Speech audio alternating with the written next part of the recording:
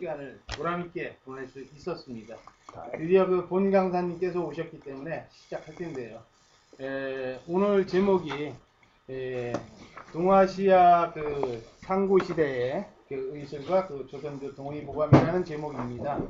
실제로 그 동양의학 생각하면은 그 황제내경을 쓴 그 황제 이후에 장준경, 이동원 이런 분들을 이어서 수천 년 동안 동양에서는 아주 그 이를 기반으로 해서 우리 그 인체의 그 건강을 살폈던, 그리고 정신 건강조차 살폈던 이런 것이 동양의학이 아닌가 이렇게 생각이 되는데요.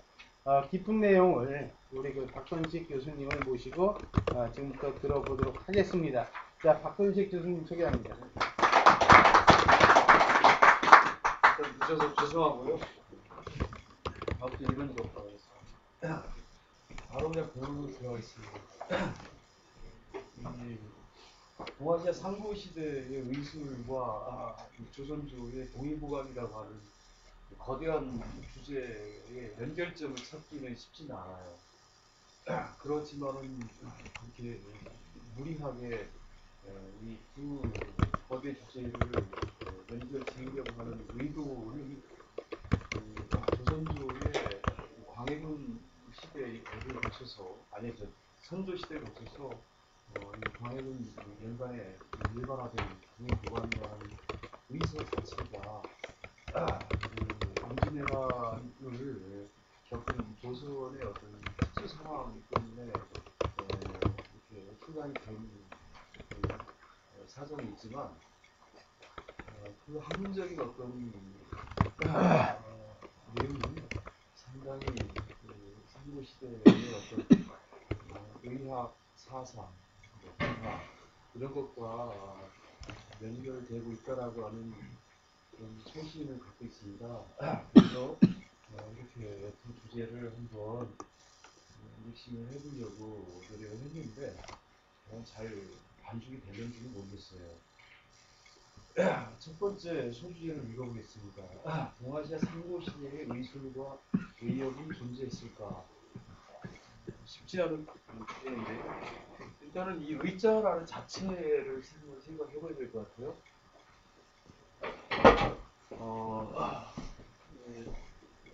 뭔가 이 상자에서 한쪽만 열리는 거를 상상한 거죠. 여기에 뭐가 들어있냐면 화살이 들어있죠, 그죠? 화살. 그리고 오른쪽에는 이게 이 숫자라고 하는데, 이 몽둥이 숫자예요. 또는 창 숫자라고 합니다. 그러니까 군사들이 쓰는 창. 근데 그 아래는 박유자라고 하지만 이게 사실은 이 삼수변이 생략된 거거든요. 그래서 술 또는 술 그릇 또는 뭐 용액 이런 의미가 있는 거예요. 그래서 우리가 그건 이 삼수변이 생략된 상태로 쓰죠. 그래서 이 의라는 것이 그 파자를 하면은 상당히 어떤 그 용기에다가 뭔가를 감추거나 아니면 예리한 날붙이로 함부를 이렇게 상대가 들이대야 되는 그런 어떤 거죠. 그리고 약물을 쓴다라는 어떤 의미가 있습니다.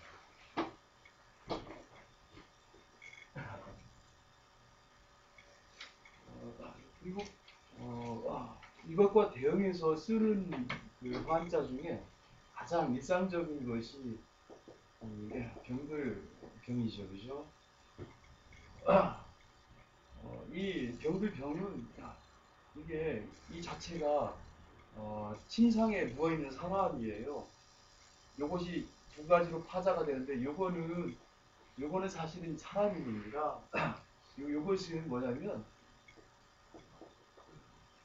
이 나무조각 장자예요. 근데 이게 뭐냐면 사실은 요렇게 된 거죠. 이게 뭐냐면 침상이에요, 침상. 침상에 사람이 누워있는 거예요. 아프니까. 그게 이게 병들역 이라는 거죠. 그래서 꼼짝 못한다는 뜻이 있죠, 병자는. 그래서 경져서 꼼짝 못하는 상태라는 거죠.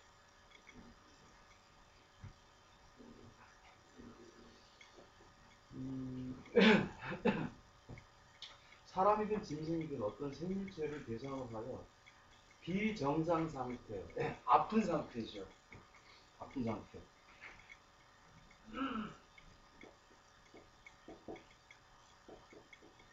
아픈 상태를 우리가 질환이라고 하는데 질환이라는 말에도 재미가 있어요. 물론 한자 수업 시간은 아니에요. 그런데 저는 간헐적으로 이야기하지만은 뭐 이를테면 천부경 이야기할 때도 어떤 분은 81자의 한자 그거는 가짜 내지는 아니면은 뚜렷한 뜻이 아니다 이렇게 하는 분들이 적세하는데 저는 그거에 동의하지 않거든요.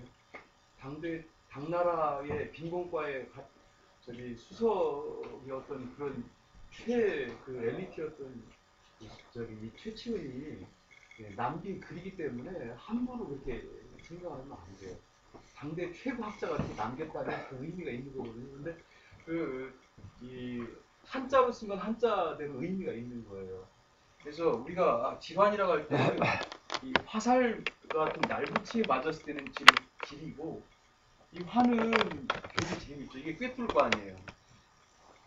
어디를 꿰뚫었냐면 마음을 꿰뚫었죠. 굉장히 어떤 그 심리적으로 아플 때는 화는 거죠.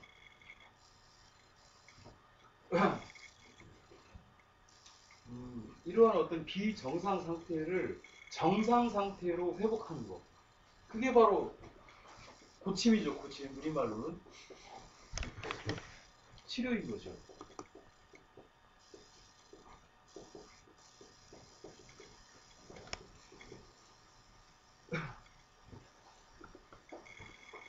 이 질환의 상태에서 치료로 가기 위해서는 이렇게 화살 끝 같은 날빛이 그리고 뭐 몽둥이 같은 어떤 거 몽둥이는 왜 필요하냐면은 이렇게 저울대를 연상하시면은 간단해요.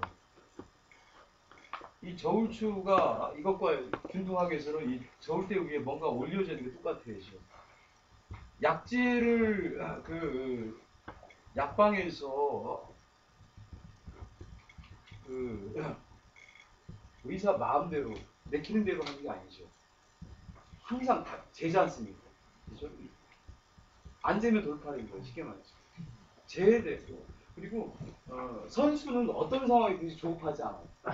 한의사가 예를 들어서 누가 죽어나간다.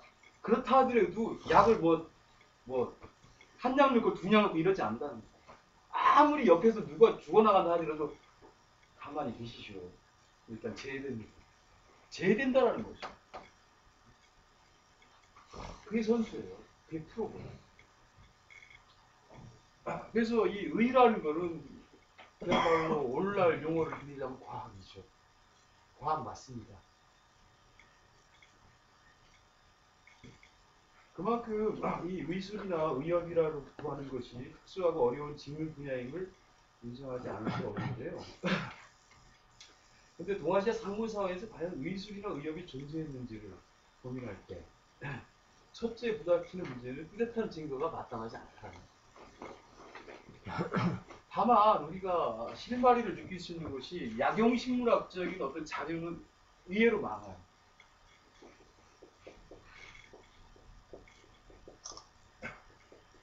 약으로 쓸 만한 식물들.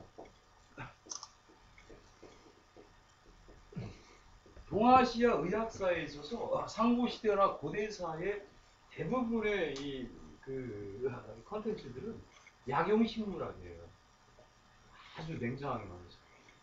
치료학이 아니라 약용식물학입니다. 그럼 치료학은 부재했는가? 아니죠. 치료학이 있었어요. 대표적인 게 뭡니까?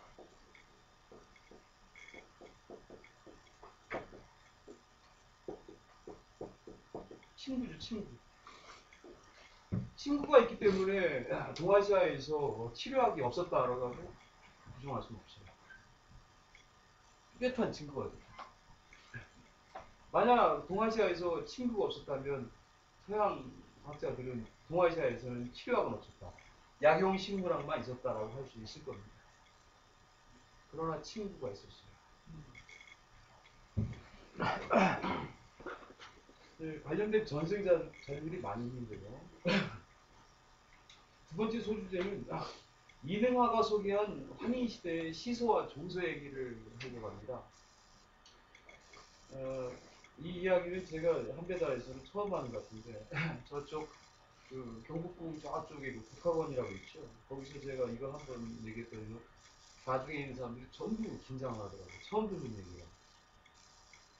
아마 처음 접하실 텐데 이 시소와 종소가 굉장히 사실은 앞으로 이 국학을 연구하는 사람들의 저기 뭐야 상당한 신선한 충격을 줄 거예요. 그 일제 강점기 때에 국학자였던 사람들이 많죠. 단재, 미당, 뭐 배감 등등 많은데 이 이능화 씨도 상당히 우리가 그동안 별로 관심을 안 가졌는데 좀 심하게 좀 약간 농담 저기 좀 섞어서 말하면 단재 못지않아요. 왜냐하면 단재 선생님은 조선사 한국사랑, 조선사 한국문화사, 조사실록 뭐 이런 책들을 지으셨지만 솔직히 이 종수에 있어서는 이능화 선생을 쫓아가지 못합니다. 이능화 선생이 남긴 저작이 너무 많아요. 너무 많아요, 사실은. 근데 이 양반이 말한 것 중에 백악청서를 근거로 해서 환인 진인이 대왕씨로 하여금 시설을 저속히 하고 환인 자신이에요. 환웅도 아니고 단군왕검도 아니고 환웅도 아니고 그 윗대인 환인 자신이 종서를 지었다라고 썼다라는 거예요. 그런데 그 대왕씨로 하여금 지게 한 시서의 내용은 뭐냐? 바람과 비, 오곡과 음식 그리고 양생을 달려라는 보고라고 했어요. 한자 원문에는 연양지도라고 써 있는데요.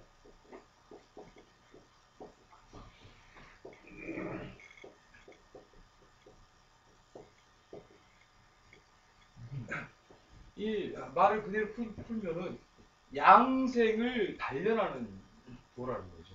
양생이 뭡니까? 쉽게 말해서 병 안 들고 오래오래 행복하게 사는 게 양생이에요. 제가 누누이 말하지만 어떤 학문이든지 어떤 기량이든지 선수가 아닌 사람은 설명이 복잡해요. 그리고 이해가 안 가. 10분을 들어도.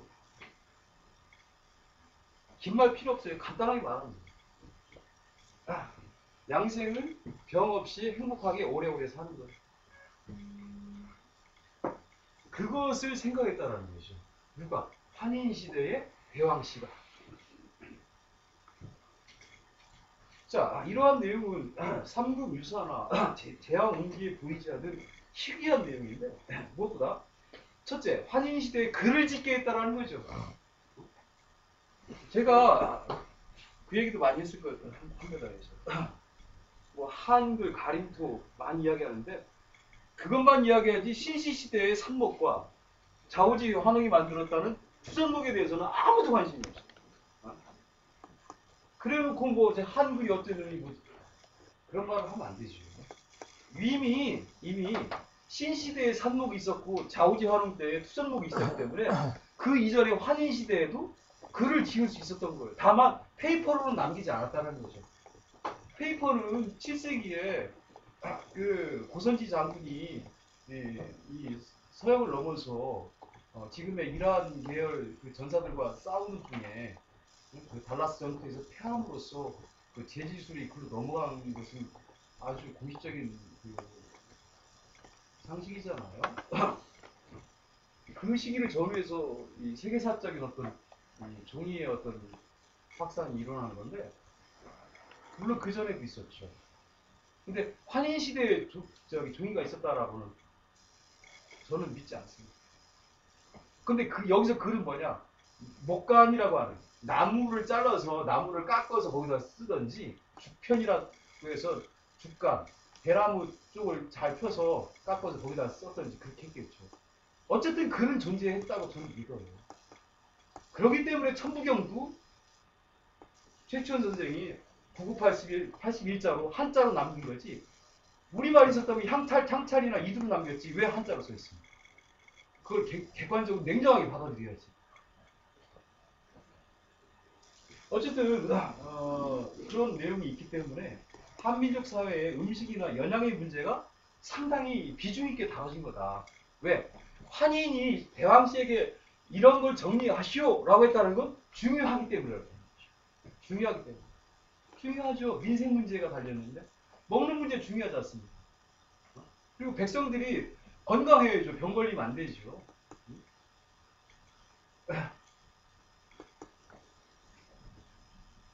이렇게 이미 노출된 자료를 통해서도 우리 상고 시대의 문화를 얼마든지 재해석할 것들이 제 눈에는요 넘쳐납니다. 그 다음 세 번째 소주죠. 신농과 자부선인 그리고 헌원 이야기를 음식과 연양의 문제와 결과가 이른바 신농의 전승 내용도 무시할 수 없게 되는데 중국의 숱한 전래설화 속에 따르면 서기전 2737년경에 신인적인 인물로 전해지는 신농이 물을 끓이느라고 불 앞에서 꿇어앉아 있을 때 갑자기 돌풍이 불어 나뭇잎이 끓는 못쓰게 떨어졌는데 그 나뭇잎들은 야생 차나무 잎이었다고 합니다. 그 잎이 물에 잠기면서 좋은 향기가 퍼졌고 신농은 그 향기에 매료되어 뜨거운 물을 마셨는데 뭐 그게 오늘날의 차라는 거죠. 뿐만 아니라 신농은 사람들이 먹고 또는 먹지 말아야 할 식물이 뭔가를 가려내고자 자기가 몸소 다시 스스로 임상 실험 대상자가 된 거죠.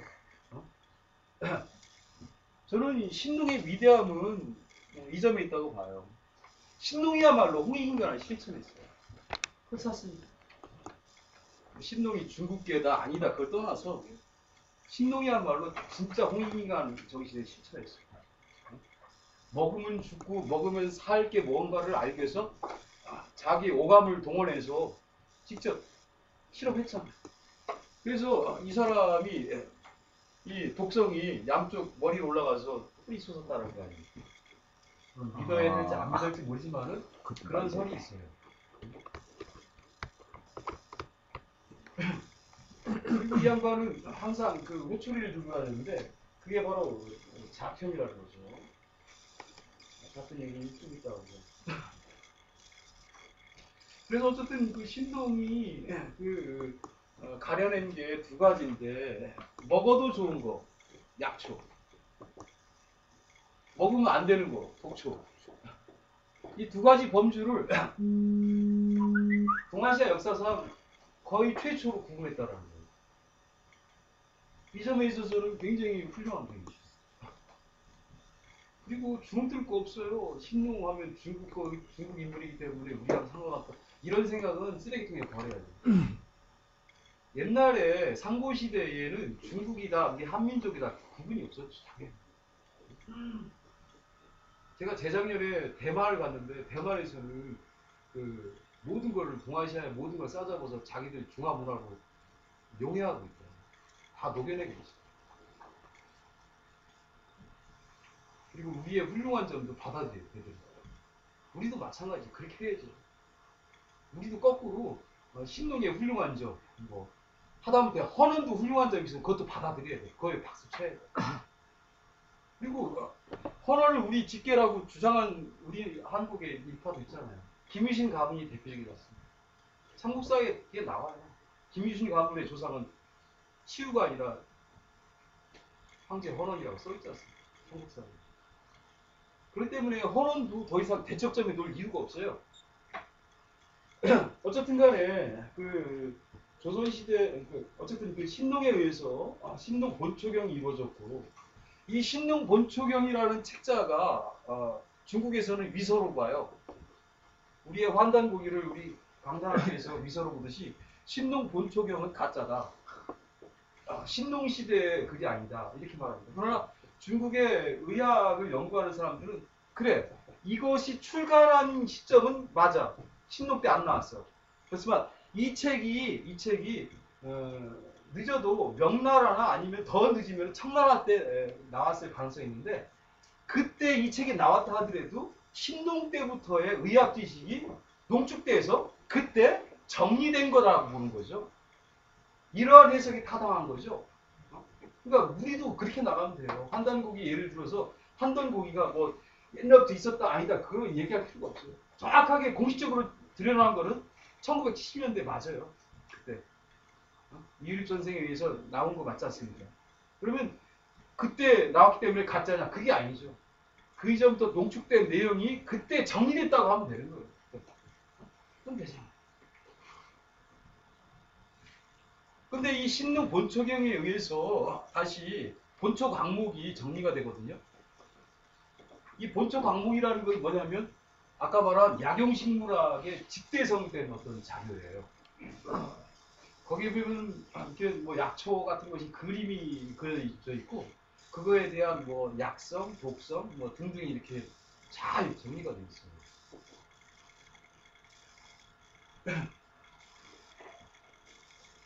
조선 정조 때 천재라고 하는 다산 정약용이 자신의 책인 여의당전서에 논어고금주라고 하는 항목에서 이렇게 써놨어요. 옛날 신성한 사람들은 이에 무의를 했다. 고로 신농, 황사, 기백, 무함의 무리들이 이 술수를 했는데 다만 후세에 그 진실함을 잃어버려 그 사람들이 드디어 천시되었다라고 중요하게 밝혔어요. 그러니까 이렇게 말했기 때문에 다산이 훌륭한 사람이라는 거예요. 다산은 선비이지만 그 이 무의에 대해서 천시하지 않았다는 거죠.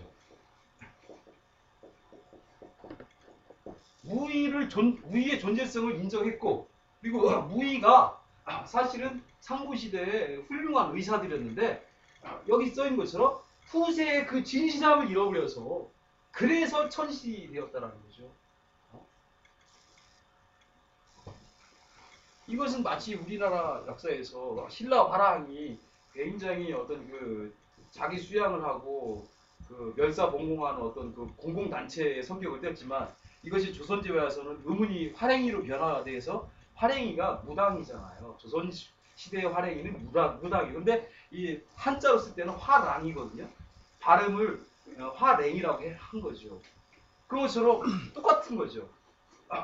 중국 동아시아 상고 시대에 여기 말한 저기 다산이 말한 신농, 황사, 기백, 무함 이런 사람들이 무의로서 대단한 의사들이었는데 그 후세에 그 뜻을 잃어버려서 뭐 계승자도 없고 해서 천박하게 된 것처럼 마찬가지죠. 어쨌든 다산의 이러한 원명에 의해서 상고 시대에 의사는 존재했다. 그렇기 때문에 의술과 의역은 존재했다라고 할 수가 있는 거죠. 다름 아닌 우리 조선시대 대천재가 그렇게 말을 했습니다.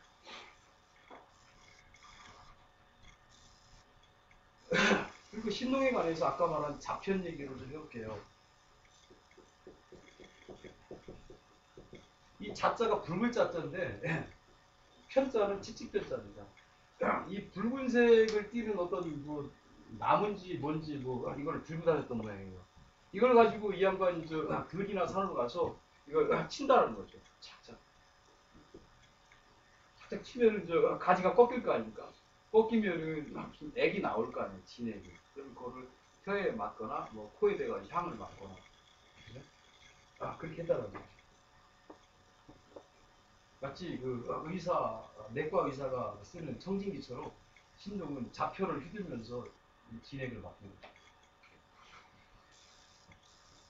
이 신동 못지않은 양반이 자부선인이죠. 근데 자부선인에 대해서는 1910년을 전후해서 우리가 이제 김제 강점기지 않습니까? 그때에 사실은 이러저러한 어떤 그 소위 민족주의적인 어떤 그 자료들이 막 분물처럼 쏟아집니다. 제가 알기로는 그 배씨 가문 중에 배씨 세동록이라는 책이 그때 나왔는데 그 뭐 등등해서 배씨 세동록에 보면 그 얘기 나오잖아요. 규원사화에 나와 있는 단군왕검이 남해를 순시하는데 어떤 그 신녀가 나타나가지고 상자를 봤었는데 상자를 열어보니까 거기에 어떤 옥동자가 나왔다. 그래서 옥동자를 단군왕검이 키웠더니 이 사람이 무럭무럭 커서 그 나라를 지키는 장수가 됐는데 그래서 단군왕검이 그를 남해장으로 인정해.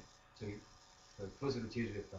그 내용이 규원상에 나오지 않습니까? 그 내용이 똑같이 배씨 가문에 나와요. 그 사람이 그 비천생이거든요.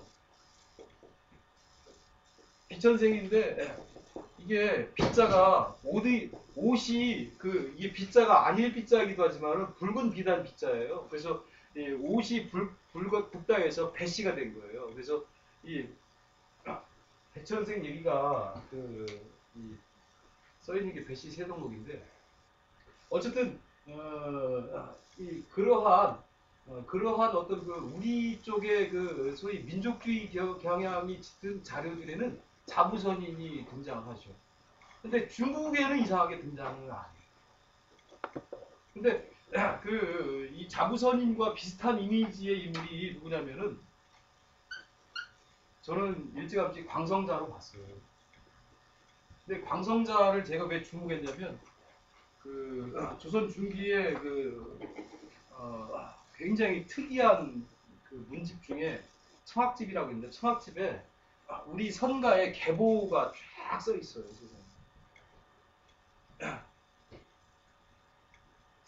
이 선가의 으뜸이 환인으로 나올 것 같은데 환인이 아니야. 여기에는 명유가 나와. 명유가 세상에 환인을 가르쳤다고 써 있어요. 환인의 스승이 써 있어 이 책에. 그리고 이 환인 다음에 또 누가 나오냐면 광성자가 나와요. 광성자. 그래서 쭉 이 도맥이 써 있습니다. 고구려의 을밀이 나와요. 을밀이 나오고 그 신라의 영랑이 나옵니다. 신라 화랑이지 않습니까? 영랑이. 을밀은 단재 선생이 조선 상부사에서 쓴 무사죠. 일산 고봉동의 고봉산에서 한주 미녀랑 만나기 위해서 횃불을 올렸다는 일화의 주인공이죠. 을밀장. 이런 사람들이 우리 선가의 맥을 이었다는 거예요. 근데 여기에 자부서인이 안 써 있고 광성자라고 써 있어요. 그래서 제가 한때 고민했어요. 아니 환단고기에는 그렇게 훌륭하게 써 있는 자부서인이 좋다. 환단고기는 1970년대에 나온 거고, 근데 청학집은 16세기 때 나온 거예요. 조선시대 때 나온 거예요. 누구도 부정하지 않아요. 이 청학집은 위서라고 주장하는 사람 아무도 없어요. 명확하게 그 저자가 나와 있고 그 사승관계가 노출이 돼 있거든요. 또 이런 것도 되게 안 봐.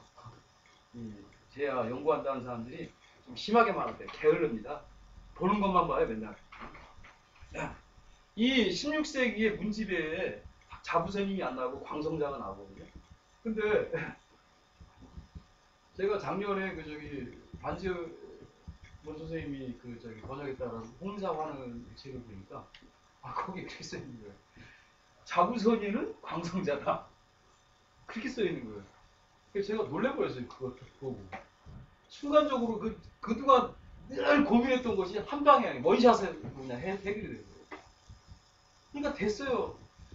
그러면 홍사화를 믿을 수 있느냐? 그거 믿을 수 있습니다. 그거 위서 아니에요. 현재 홍사화를 가지고 위서라고 주장하는 건 없지 않습니다. 그것도 조선 중기 때의 문집이거든요.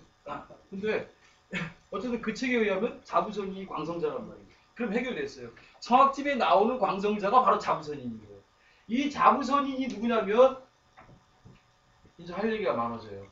제왕운기에 놀랍게 치유 얘기를 거의 안 써 있고 헌원 얘기가 잘 써 있어요. 제가 재작년에 치유 사당 발견한 학술대 발표자로 제가 논문 썼는데 거기에 제가 밝혀놨거든요. 이 헌원이 어떤 양반이냐면 환단국에도 써있지만 중국계 책에도 써있죠. 풍산을 지나가지고 그죠? 풍산을 지나서 누굴 만납니까? 광성자를 만나잖아요. 이 광성자가 누구냐고요? 자부선인이라니까요. 그래서 이 자부선인을 만나서 뭘 얻었어요? 사망뇌물을 얻었잖아요. 사망뇌물. 자, 여기도 단서가 나옵니다. 치우랑 헌원 시절에 이미 그 치우랑 쌈박질하던 헌원이 자부선이를 만나서 사막 내문이라는 글을 얻었어. 어? 그러면 가림토보다 이미 그것보다 앞선 거야. 이미 치우랑 헌원 시대에도 글이 있었다라는 거예요. 사막 내문이 있었기 때문에. 근데 그 사막 내문이 무슨 내용이냐면 쉽게 말해서 하늘과 땅, 사람의 관계를 쓴 거예요.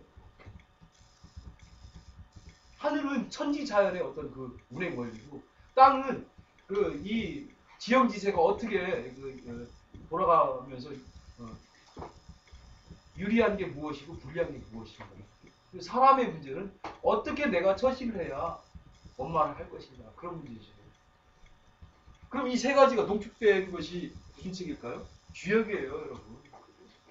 주역이 그 하늘과 땅과 사람의 관계를 정리한 책이에요. 그래서 거기 그 괴사 같은 걸 보면은 이 동아시아의 무궁무진한 이 철학적인 원리들이 써 있거든요.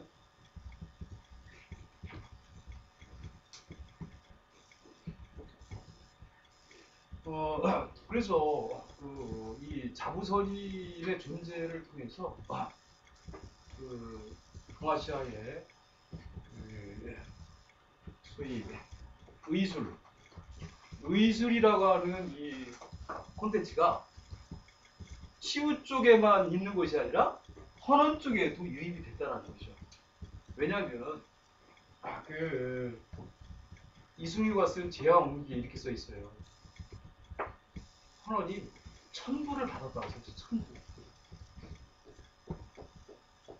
우리가 그렇게 신성하게 생각하는 천부경할 때 천부 있지 않습니까? 천부를 받아갔다고 써 있어요. 제왕옹기에. 이게 천부가 뭐냐면, 제가 티베트를 할 때도 설명했지만 이암 선생님 정확하게 세 가지라고 했지 않습니까? 그 중에 하나가 도장이 써 있어요. 인세라고 써 있어요. 도장인, 도장세. 옥세할 때 세자가 도장세자가 있습니다. 도장 맞아요. 그거를 도장 아니라고 어떤 사람은 이렇게 별자리 그리고 다 거짓말이에요. 말 같지도 않은 소리를 하는 거예요. 아니 이암 선생님이 이렇게 밝혔는데 왜 자꾸 이렇게 자기 아이디어를 이렇게 주장하는 거예요? 하나는 도장이고 하나는 그 명령이에요. 명령. 고명이라고 써 있어요. 고명. 하나는 인쇄고 하나는 부인데 이 부가 뭔지를 모르는 거죠. 부가 기호인지 글자인지 숫자인지. 어쨌든 간에 이 자부선인을 통해서, 그러니까 자부선인을 이렇게 생각할 수 있죠. 아니 우리 치우만 도와주지 왜 치우랑 싸우던 호러를 왜 도와줬을까? 근데 그건 우리 생각이에요. 자부 선생은 자기 입장에서 볼 때는 아무도 사랑하지 않아. 나한테 누가 뭘 요구하면 그냥 아낌없이 주는 나무야. 누가 와서 저 쌀이 없어. 쌀 가지가. 돈이 없어. 돈 빌려줘. 왼수 같지만 다 줘. 이게 이거야말로 홍익인간 사상 아닙니까?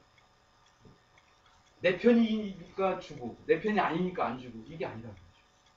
저는 이 자부 선생이 너무 위대하다고 봐요. 그래서 장자에도 그 얘기가 나와요. 사실은 장자라는 책에 헌원이 광성자를 쫓아가서 돌을 구하는 장면이 써있지 않습니까? 광성자가 맨 처음에는 그냥 벌어서 눕잖아요. 장자에게 너무 우스꽝스러워요. 헌원이 찾아가지고 선생님 뭐 어떻게 하면 이 세상을 좀 제가 좀 잘 다스릴 수 있을까요? 니 따위가 뭘 다스리냐? 잠자잖아요. 엎어지잖아요. 또 찾아가지고 좀 가르쳐줘요. 가르쳐주면 니 어떻게 할 건데? 어떻게 좀 잘 좀 해보겠습니다. 이 사람. 결국 가르침이라는 게 별게 아니에요. 네가 갖고 있는 분수대로 살아라. 그 얘기예요. 요점을 듣는. 에너지 낭비하지 말고 그렇게 살아라.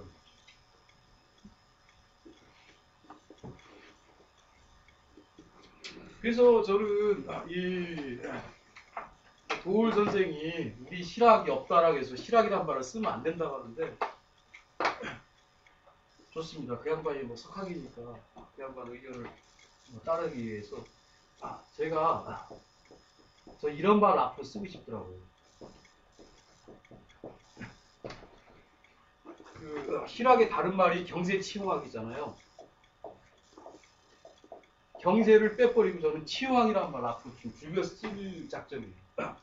치용학이라는 건 쉽게 말하면 쓸모 있는데 치중하는 학문. 그러니까 헛다리 짚거나 뜬구름 잡는 얘기가 아니라 쓸데 있는 학문, 치용학. 그 치용학의 대표적인 게 뭡니까? 의학이죠. 의학. 그리고 농학이죠. 그리고 병학도 저는 쓸데 있다고 봐요. 전쟁 방지하기 위해서 병학이 필요하죠. 군생활. 개인적으로는 체조부터 시작해서 뭐 군사, 집단, 훈련까지. 이런 치용학이 저는 굉장히 중요하다고 보고 건축학도 마찬가지죠. 그래서 저는 앞으로 이 21세기의 이 민족주의 경향의 이 학자, 연구자들은 이 치용학을 좀 해야 돼요. 치용. 자, 그 다음에 이제 그럼 이암, 그 행촌 이암 선생의 그 기록에 나타난 한웅의 이미지를 통해서 우리의 어떤 그 소위 고침의 정체가 뭔가를 보자고요.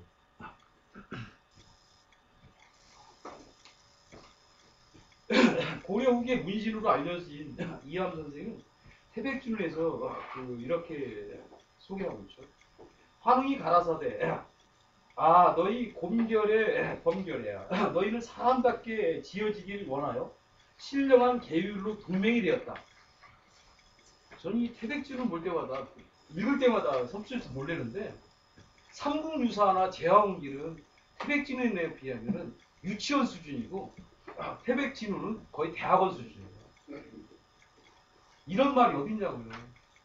그 태백진우에만 써 있어요. 신의한 계율로 곰족과 호족이 연합했다라는 것이 여기 써 있다니까요.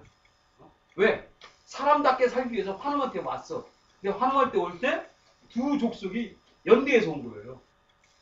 저는 거기에도 아주 내밀한 어떤 환웅의 정치적인 노선이 저는 개재되어 있다고 봅니다. 니들 다 와라. 사람답게 살기 위해서는 호족, 니네만 살기 위해서 니네만 또 우르르 몰려와서 저희들만 어떻게 좀 해줘봐요. 이런 게 아니라 올라가면 같이 와. 원샷 해줄게. 그래서 얘들이 그 연합을 하게 한 거죠. 난 환웅의 위대함이 난 거기서 있다고 봐. 그래서 호족과 웅족이 우르르 몰려온 거예요. 그래서 야 일단 싸우지 마. 억지로라도 악수시킨 거야. 신의한 동맹을 맺게 하는 거야. 그래놓고서는 말하기를 너희에게 하늘의 약재를 남겼으니 일컬기를 쑥이요. 우리에게 익숙한 말이잖아요. 일컬기를 막으리다. 너희에게 가르치느니 그것을 먹고. 근데 다음부터 이 문장이 삼국유사나 다른 거랑 달라요. 잘 보세요. 삼치 일자가 빠져있어요. 삼치일에 햇빛을 보지 말고 백날을 정하여 풀 것을 계율을 삼아라. 근데 이게 그 삼국유사에 나와 있는 거랑 무슨 차이가 되냐? 없어 보이죠? 제대로의 차이가 있습니다. 보세요. 삼칠의 햇빛을 보지 말아라 그랬어요. 그동안 우리가 저기 삼칠을 21일로 계산했는데 이거에 대해서는 강한 어떤 의욕을 많이 품어왔죠. 대표적인 분이 저랑 호영호지하고 있는 오정윤 선생님이죠. 오정윤 선생이 이거를 거부를 했어요. 그래서 저도 동의를 해요. 그 양반의 이 희안은 저는 인정합니다. 그래서 이 371이 말 그대로 세 번째 날 그리고 일곱째 날 이게 맞아요. 왜냐면은 삼국유사에 만을 20개를 줬다고 써 있거든요. 20이라는 숫자가 딱 맞아 떨어지기 위해서는 이게 아니고서는 도저히 해결이 안 돼. 21일로 갖고는 택도 없어요. 보세요. 3일, 그 다음에 7일. 그러면 10일이잖아요. 그죠? 그러면 10일, 10 곱하기 몇 해야 100이 됩니까? 10 곱하기 10 해야 100일 되잖아요. 100일 동안 하라고 했잖아. 근데 여기서 이 태백진운이 왜 위대하냐면 이렇게 써 있거든요. 371의 햇빛을 보지 말고. 자, 삼국유사를 보면 어떻게 해석이 돼요? 100일 동안 전부 햇빛 보지 말라고 착각이 든단 말이야. 문장상. 그런데 태백진운은 아주 정교하게 써 있어요. 371의 햇빛을 보지 말고 3일째 되는 날 햇빛 보지 마. 7일째 되는 날 햇빛 보지 마. 그럼 나머지 뭐야? 햇빛 봐. 햇빛을 쭉 보고 3일째 되는 날 햇빛 보지 말고 또 쭉 가서 보지 말고 이런 식으로. 그러니까 이게 태백지루는 아주 이게 아주 그냥 우리를 놀라게 하는 책이 맞습니다. 그래서 그 동굴 속에 들어가가지고 이그 웅족의 수장과 호족의 수장이 그냥 뭐 100일 동안 깜깜한 칠 같은 밤에서 그냥 어우 추워 이런 게 아니라 하루 이틀은 햇빛 보고 왔다 갔다 체조도 하고 그러다가 3일째 가만히 잠자고 또 다시 7일을 또 그렇게 해야 딱 수장이 2명이니까 100에서 20개가 딱 나오잖아요. 그렇잖아요. 그럼 뭐예요? 마늘을 많이 먹었다는 얘기예요? 조금 먹었다는 얘기예요? 아주 조금 먹었다는 얘기죠. 생각해보세요. 이걸 맞추기 위해서는 3일째 한 번 한쪽, 또 7일 지나서 한쪽, 되게 조금 먹은 거지. 우리가 이거를 생각 안 할 때는 맨날 저 웅족 수장과 호족 수장이 막 아우 막 미치겠다 하면서 먹을 것처럼 착각을 했단 말이죠. 우리가 바보였어요. 조상이 남긴 이런 문헌에 대해서 정교한 어떤 그 숙고 없이 그냥. 근데 보세요. 아까 환웅이 뭐라 그러냐면 원문 그대로 그 햇빛을 보지 말고 백날을 정하여 풀 것을 원문에 그렇게 써 있어요. 원문에 진짜 그렇게 써 있어요. 원문을 잠깐 써드릴게요. 뭐 한문 시간은 아니지만 의심하실까봐.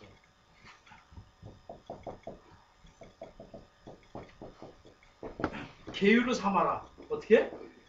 100일 그 다음에 정해라고 써 있어요. 정해. 진짜 이렇게 써 있다니까. 풀에자라고 써 있어요.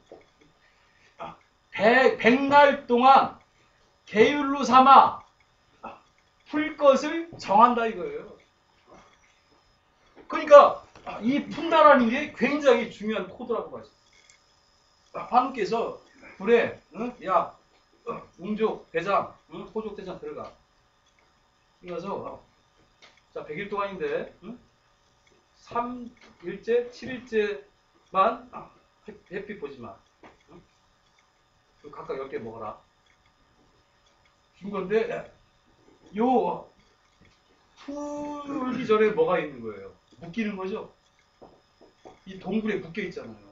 마디가 있잖아요. 3, 7, 3, 7 이런 식으로. 그죠? 여기는 묶임이에요. 묶임. 결이야.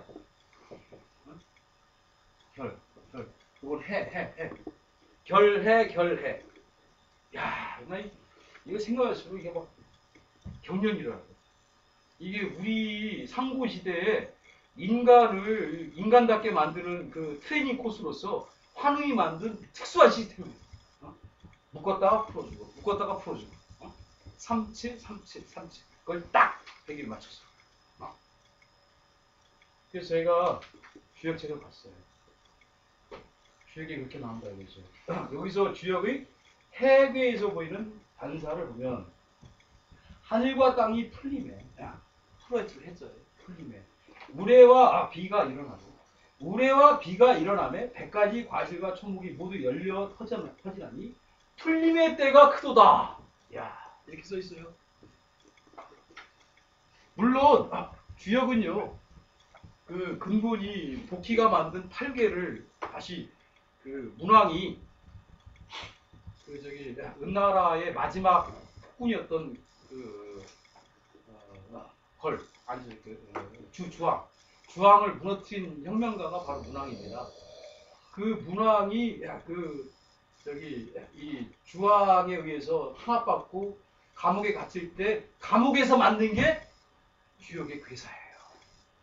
그렇기 때문에 이 주역의 괴사는 암울한 현실을 극복하고 희망의 내일을 만들어내겠다라고 하는 혁명 정신의 발표입니다. 그래서 문항은 주역에 이렇게 써놨어요. 짜잘한 것은 가고, 이게 주역에 나와요 진짜. 희망차고 웅대한 것은 오세요. 소황되네. 이게 주역의 사상이에요. 지긋지긋한, 그러니까 주역은요 가난을 싫어해, 옹졸한 걸 싫어해, 좀 쓰는 걸 싫어해. 소왕, 좁쌀 많은 건 꺼져버리고 웅대하고 잘나고 씩씩하고 행복한 거 알아 이거예요. 이게 주역 사상이에요. 어? 이게 문항이 제창한 거라고요. 그래서 이 해괴에다가 그렇게 써놓은 거예요. 풀림의 때, 풀림의 때가 굉장히 중요하구나. 해지시.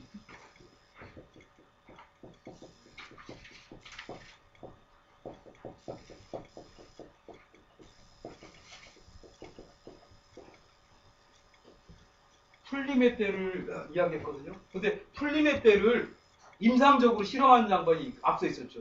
누구라고요? 한웅이죠. 한웅은 주역을 말하기 전에, 주역 이전에 이미 언제 풀어해주고 언제 묶어줘야 될 때를 알고 있어서. 원하위, 사람 되고자 하는 거기서 사람은 진짜 사람이 아니라 사람답게 됨이에요, 사실. 사람답게.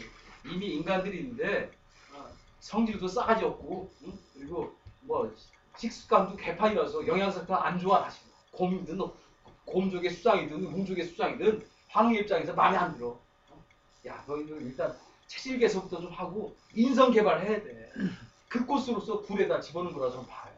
그 굴 속에서의 어떤 시스템이 묶음과 풀림, 묶음과 풀림, 이 시스템이라고 좀 보는 거죠.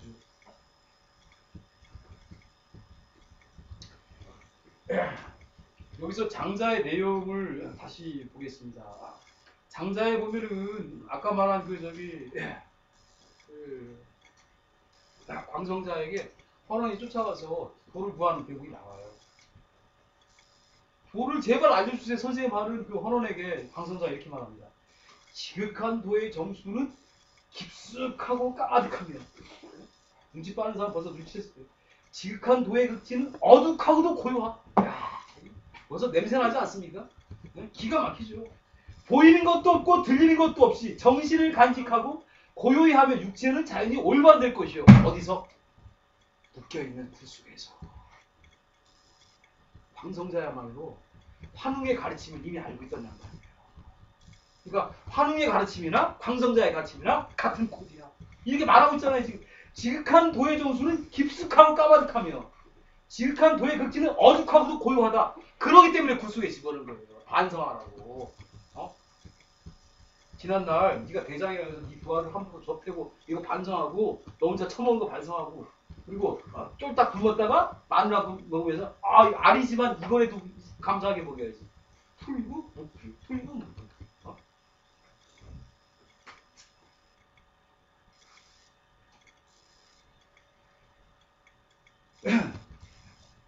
그리고 이렇게 말하죠. 그대의 몸이 수고롭지 않아하니 헛된 데 애쓰지 말라 이거죠. 그대의 정신을 흔들림 없도록 해야만 생명을 길게 할 것이죠. 눈으로는 보는 게 없고 귀로는 듣는 게 없고 마음으로는 아는 게 없어. 그대의 정신은 몸을 거느리고 지켜야 그 몸은 생명이 길어진다고. 그대의 안을 삼가하고 그대의 몸의 바깥을 닫으시오. 묶으시오. 많이 아는 것으로 폐허를 만들 수 있어. 아는 것이 병이라고 이미 광성자가 말했어. 4700년. 근데 여기서 이 말을 언뜻 바보스럽게 들리잖아요. 어떻게? 귀로는 듣는 게 없고 마음으로는 아는 게 없고 실제 그러라는 얘기가 아니지 않습니까? 그렇게 수약하라는 얘기겠죠.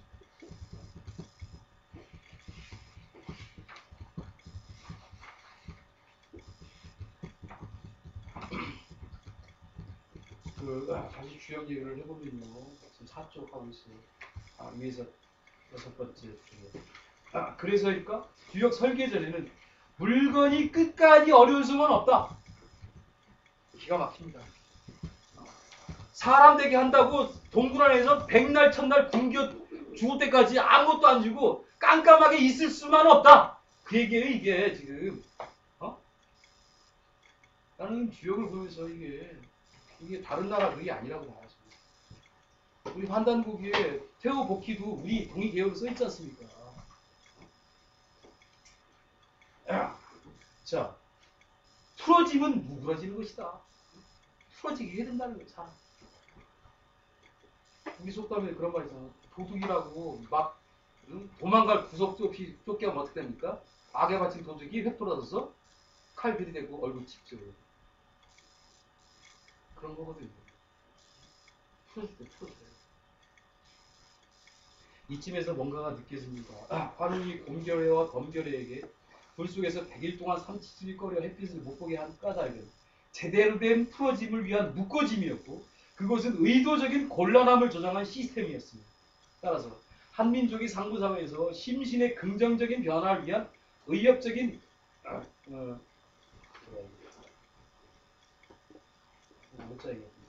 묶여짐과 풀어짐의 그 조화로운 시스템에서 가능했을 것이다. 치료자인데 료자가 빠졌네. 진정한 치료라는 것은 보약이라 해서 쉽게 말해 이런 거죠. 설탕이 달짝지근하고 좋다고 해서 미역국에도 말아먹고 뭐 설탕으로 비벼먹고 그럴 수는 없지 않습니까? 용도와 양이 있지 않습니까? 그런 것처럼 치료도 그렇다는 거죠. 그다음 다시 단구랑동 순서대로 진행하고 있는데 단구랑동과 그 부우 이야기를 해보세요. 청학집에 따르면은 단군이 대업을 이어서 교화를 실행한 지 10년이 지나서 구이 백성이 다 같이 존중하여서 천황으로 여겨 추대했다 이렇게 써 있습니다. 근데 그 다음이 중요해요. 쑥으로 정자를 만들고 버드나무 숲으로 대궐을 이뤘다고 써 있어요. 전 여기서 굉장히 이게 중요하다고 봐요. 왜 상록 교목을 찍어다가 웅장한 건물을 안 짓고 쑥대로 정자를 만들고 버드나무로 궁궐을 만들었을까? 자, 단적으로 말할게요. 버드나무는 어떻습니까? 동서양을 막론하고 치통이나 두통을 치료하는 치료제죠. 그리고 오죽하면 주몽의 어머니가 유아죠. 버드라가시. 그리고 사실은 제가 이거 옛날에 서울시청에서 청소년 대상 얘기해서 굉장히 민망했었는데 제가 좀 자제를 못했어요. 이 버들이라고 하는 이 말 자체가 동아시아의 이 음운 구조상 사실은 여기 그 여자 선생님들이 세 분 계시지만 성인이니까 말할게요. 여기서 이 버와 이 들의 초성인 디귿이 연음이 되면은 벗이 돼요. 벗. 이것이 그 주격 그 조사인 이 모음과 합치면 어떻게 됩니까? 버지가 되잖아. 버지. 감 잡았습니까? 이 버지가 음운 변화가 돼가지고 그거라는 거예요. 이거는 제 얘기가 아닙니다. 이미 우리나라의 어떤 국문학자가 이미 논문에서 썼어요. 그리고 특히 이 버들립 자체가 그 형상이라는 거예요. 사실은. 민망한 걸링 치우기. 그러니까 우리 말의 상공문화에 열쇠가 담겨 있어요. 제가 어젯밤에 정확하게 저 또 놀랐어요. 제가 우리나라 최초의 노래가 뭐냐 그거에 대해서 좀 고민하고 있는데 뭐 우리 박 회장님 많이 들으시 알겠지만 저는 어화가의 그 정체를 밝히려고 무지 노래하고 있거든요. 이 어화가 사실은 우리 곁에 있어요. 농부가에서 어루와 농부들 말 어루와 어? 그리고 어화둥둥 내 사랑 어이야디야 뭐 한도 끝도 없어요. 상고시대의 이 어화는 사라진 게 아니라 음운 변화를 일으켜서 우리 주위에 있었던 거야. 나 이거 논문을 쓸 거예요.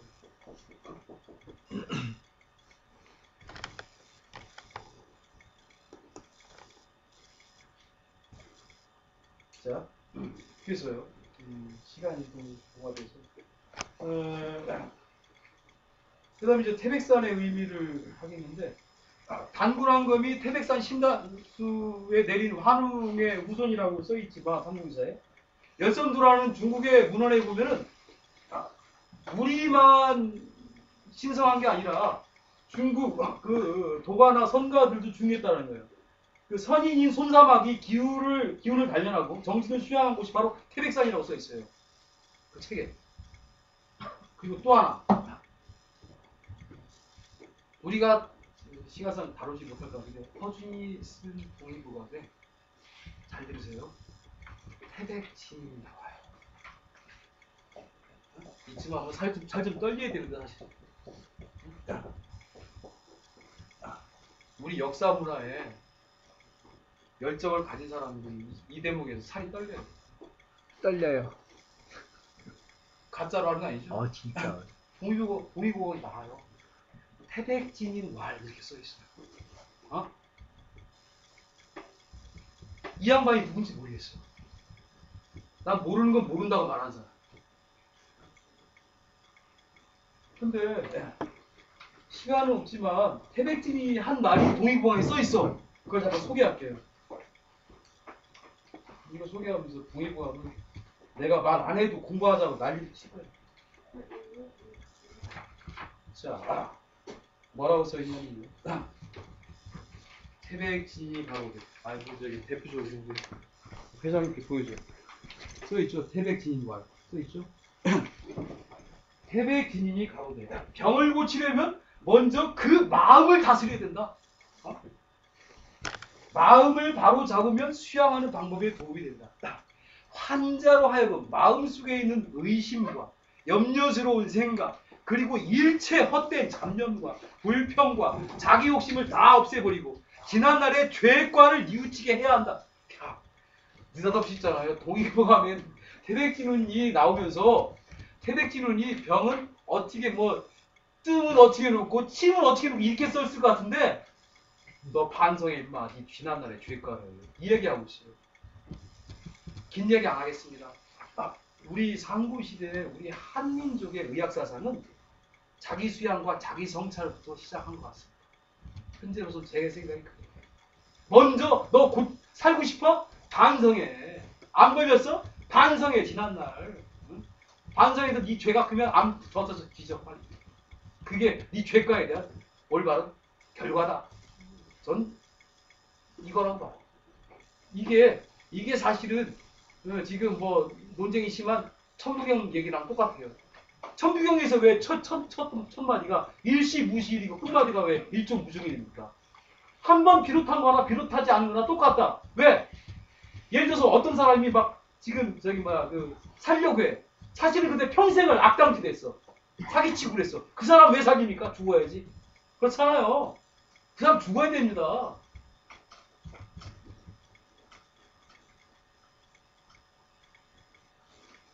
그래서 허준 선생은 동의보감에 태백진운이 말하는 것을 구태여 밝히면서 먼저 의로하라. 너 병 낫고 싶냐? 먼저 반성해라.